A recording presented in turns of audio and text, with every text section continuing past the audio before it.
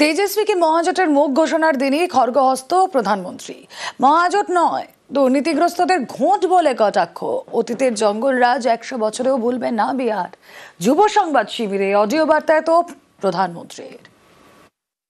जो लोग अपने आप को गठबंधन कहते हैं, बिहार की जनता जिनको लठबंधन कहती है, वो सिर्फ लड़ चलाना जानते हैं, झगड़ा करना जानते हैं और झगड़ते रहते हैं। देखा आपने, लठबंधन वालों के लिए अपना स्वार्थ ही सबसे बड़ा है।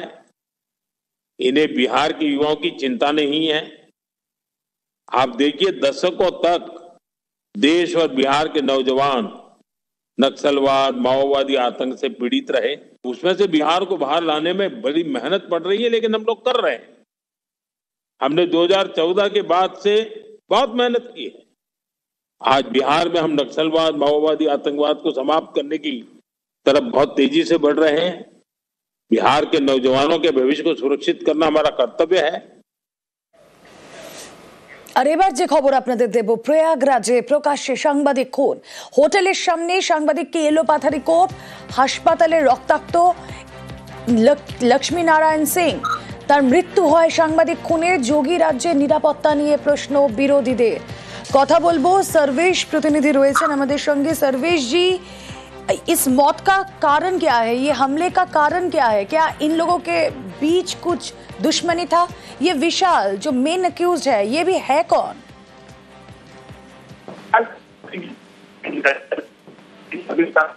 जी, आपका वॉइस ब्रेक हो रहा है।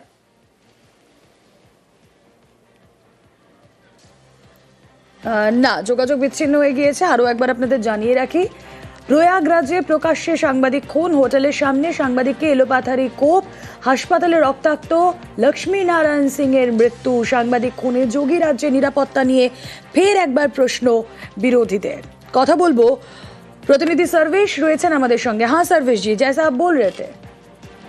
देखिए, मैं आपको बता दूं कि गुरुवार को देर शाम सिविल लाइन्स के पौष इलाके में हर्ष होटल के पास ये घटना हुई है करीब 10 बजे, जबकि विशाल नाम के आरोपी ने अपने कुछ साथियों के साथ चाकुओं से এসএসকেএম যৌন হেনস্থার ঘটনা, রিপোর্ট তলব করলো স্বাস্থ্য দপ্তর। এসএসকেএম হাসপাতালে নাবালিকার যৌন হেনস্থা, কিভাবে হাসপাতালে যৌন নিগ্রহ, তার রিপোর্ট তলব করেছে স্বাস্থ্য দপ্তর। রিপোর্ট দিতে হবে এসএসকেএম হাসপাতাল সুপারকে। কথা বলবো, অভিজিৎ চন্দ্র রয়েছেন সঙ্গে। অভিজিৎ। রুমেলা, গতকাল এসএসকেএম হাসপাতালে যে ঘটনা প্রকাশ্যে এসেছে তাতে স্বাস্থ্য দপ্তর যথেষ্ট কড়া পদক্ষেপ গ্রহণ করছে এবং স্বাস্থ্য দপ্তরের তরফ থেকে গোটা ঘটনার বিস্তারিত রিপোর্ট জানতে চাওয়া হয়েছে। কিভাবে এই হাসপাতালের ওয়ার্ডের ভেতরে এরকম একজন প্রাক্তন অস্থায়ী কর্মী, সে কিভাবে ভেতরে ঢুকলো এবং পাশাপাশি যে অভিযোগটা উঠে এসেছে যে পোশাক পরেছিল, হাসপাতালের পোশাক তার কাছে কিভাবে পেলো, এই গোটা বিষয়টাই বিস্তারিত রিপোর্ট এমএসডিপি অর্থাৎ medical superintendent and vice principal অর্থাৎ সুপারের কাছ থেকে এই রিপোর্ট নিয়ে পাঠানো হয়েছে। রাজ্যের স্বাস্থ্য অধিকর্তার কাছে এই রিপোর্ট জমা দেওয়ার নির্দেশ দেওয়া হয়েছে এবং তারপরেই এসএসকেএম হাসপাতাল কর্তৃপক্ষ তদন্ত কমিটি গঠন করবে নাকি স্বাস্থ্য দপ্তর তদন্ত কমিটি গঠন করবে, গোটা বিষয়টাই স্বাস্থ্য দপ্তর তারপরে সিদ্ধান্ত নেবে। তবে আগে বিস্তারিত রিপোর্ট তলব করা হয়েছে। ওকে,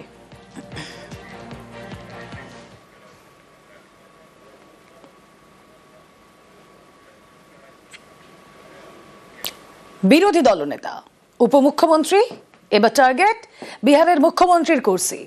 কতটা কঠিন চ্যালেঞ্জ তেজস্বী যাদবের সামনে? লালু পুত্র কি পারবেন বিজেপির রণকৌশল ভোঁতা করে পাটলিপুত্রের সিংহাসনে বসতে? हमको 5 साल नहीं, केवल बिहार के लोगों अगर 20 महीने का मौका दें तो जो काम 20 सालों से इन लोगों ने नहीं किया है, तेजस्वी और हमारी सरकार बनेगी तो 20 महीने में उस काम को हम लोग पूरा करने का काम करेंगे। তেজস্বী যাদব বিহারের সবথেকে কম বয়সী বিরোধী দলনেতা, তারপর বিহারের উপমুখ্যমন্ত্রী। এবার নজর মুখ্যমন্ত্রীর কুর্সিতে। বৃহস্পতিবার মহাজোটের মুখ হিসেবে তেজস্বীর নামে সিলমোহর পড়তেই জট কাটল বিরোধী শিবিরে। বিহারবাসীকে নতুন বিহারের স্বপ্ন দেখালেন আরজেডি নেতা। जिस परिवार के पास अगर सरकारी नौकरी है और जिन परिवार के पास सरकारी नौकरी नहीं है, उन परिवार को एक सरकारी नौकरी तेजस्वी देगा। तेजस्वी खुद बिहार सरकार नहीं चलाएगा, बल्कि पूरा बिहार मिलकर के बिहार सरकार चलाने का काम करेगा। तेजस्वी सीएम बनेगा, साथ में सभी बिहार के लोग सीएम बनेंगे, यानी चेंज मेकर बनेंगे। इस सरकार को उखाड़ के फेंकने का काम। हर जात, हर धर्म के लोगों को, हर वर्ग के लोगों को हम साथ लेकर के चलना चाहते हैं। एक नया बिहार बनाना चाहते हैं। हम लोगों के पास विजन है, रीजन है और अनडाइंग पैशन है बिहार को आगे बढ़ाने के लिए।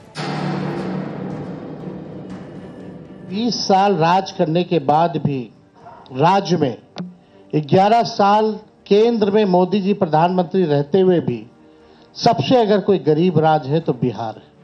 सबसे ज्यादा अगर बेरोजगारी है तो बिहार है। और यहां अपराध चरम सीमा पर है। 70,000 से भी ज्यादा हत्याएं 20 साल में हो गई। ना सुनवाई है, ना कार्रवाई होती। किसी भी व्यक्ति ने अपना agenda, road map, vision, blueprint अगले 5 साल के लिए नहीं रखा। तेजस्वी ने जो कहा उसका इन लोगों ने नकल किया। इन लोगों के पास कोई विजन नहीं। ये लोग किसी भी कीमत पे केवल सत्ता और कुर्सी पर बैठना चाहते हैं। তেজস্বীর লড়াই এবার কঠিন, কারণ অনেক আগে থেকেই ঘর গুছিয়ে ময়দানে নেমেছে এনডিএ। মহিলাদের মন জিততে একের পর এক ঘোষণা করছেন নীতিশ কুমার। অন্যদিকে ভোটের বিহারের জন্য কার্যত কল্পতরু মোদী সরকার। তারপর লালু পুত্রের মাথা ব্যথা দুর্নীতির অভিযোগ। আইআরসিটিসির একটি দুর্নীতি মামলায় বাবা লালু প্রসাদ যাদবের পাশাপাশি অভিযুক্ত তেজস্বীও। সদ্য দিল্লির আদালতে চার্জ গঠন হয়েছে তাদের নামে। বিরোধী মহাজোটের মুখ হিসেবে তেজস্বীর নাম ঘোষণা হতেই সেই দুর্নীতির অভিযোগে শান দিতে নেমে পড়েছে বিজেপি। उनके पिताजी 32.5 साल की सजा प्राप्त कर चुके हैं चारा घोटाले के 4 मामलों में। इनके ऊपर ट्रायल चल रहा है। तेजस्वी यादव 420 के भी एक्यूज्ड हैं। बीजेपी की ए टीम, बी टीम, तरह तरह का अलग अलग संस्था, ईडी, सीबीआई, इनकम टैक्स, पूरा मशीनरी उनका लगा हुआ है। और हम महागठबंधन के रहते हुए किसी माई के लाल में दम नहीं जो हमारे देश के संविधान को खत्म कर सके। আক্রমণের মুখে পাল্টা বিহারে এনডিএ সরকারের বিরুদ্ধেও দুর্নীতির অভিযোগ তুলেছেন তেজস্বী। लगातार घोटाले पे घोटाला हो रहा है। चूहा बांध काट दे रहा है तो बांध गिर जा रहा है, पुल गिरा देता है। हम अपने बिहार के लोगों से कहना चाहते हैं, करप्शन से तेजस्वी कभी भी कॉम्प्रोमाइज नहीं करेगा। 2022-এ জেডিইউ তখন বিজেপির হাত ছেড়ে আরজেডির সঙ্গে। সরকারে নীতিশ কুমারের ডেপুটি ছিলেন তেজস্বী যাদব। রাজনৈতিক মহলে তাদের চাচা ভাতিজা বলে ডাকা হতো। এবার সেই নীতিশের কুর্সি তেজস্বীর টার্গেট। নিউজ 18 বাংলা।